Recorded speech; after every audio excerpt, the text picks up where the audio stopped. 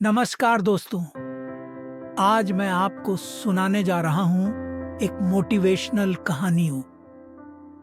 एक बार की बात है, एक राजा ने अपनी प्रजा के बारे में सोचा कि मेरी प्रजा कैसी है, इसमें कौन से लोग आलस से भरे हुए हैं और कौन से मेहनती हैं। तो राजा ने अपने कुछ मंत्रियों के साथ एक बड़ा सा पत्थर ले जाकर एक सड़क पर रख दिया था और उसने सोचा कि जो इस पत्थर को हटाएगा वह मेहनती व्यक्ति कहलाएगा। उसने पत्थर के नीचे कुछ सोने की मोहरी रखी थी। इन सोने की मोहरों से कोई भी व्यक्ति एक धनी व्यक्ति में परिवर्तित हो सकता है। इसी तरह कई दिन बीत गए पर पत्थर नहीं हिला, क्योंकि लोग वहां से आते और जाते, परंतु कोई भी उस पत्थर की तरफ देखकर उसे हिलाने का प्रयास नहीं करता। हालांकि लोगों को बहुत दिक्कत हो रही थी उस पत्थर से, क्यों कि बीच सड़क में आने से, परंतु लोग अपने काम से काम रखते हैं और किसी ने भी उसे हटाने का प्रयास नहीं किया, क्योंकि इसमें मेहनत लगती है। एक दिन एक गरीब किसान अपने धान की बोरी लेकर वहां पहुंचा।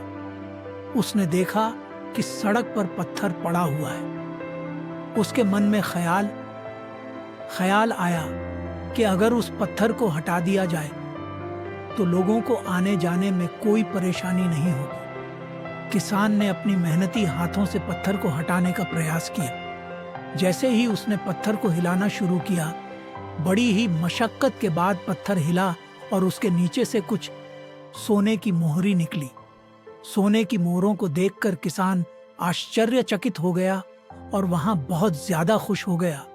वह समझ गया कि उसकी मेहनत और संघर्ष ने उसे एक महत्वपूर्ण और बेहतर भविष्य दिलाया है।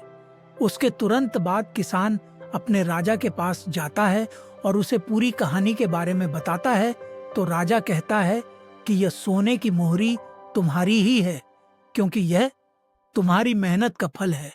तुमने दिखाया कि आलस्यता के बजाय मेहनत करने से हमें बेहतर अवसर मिलते हैं। इस कहानी से हमें यह सीख मिलती है कि हमें आलस्यता से दूर रहकर मेहनत करनी चाहिए। जीवन में सफलता पाने के लिए हमें संघर्ष का सामना करना होता है और अपने लक्ष्य की प्राप्ति के लिए हमें समर्पित रहना होता है। आलस्य से कुछ नहीं मिलेगा। यह कहानी हमें यह बताती है कि हमें हमेशा मेहनती और सक्रिय रहना चाहिए, क्योंकि सिर्फ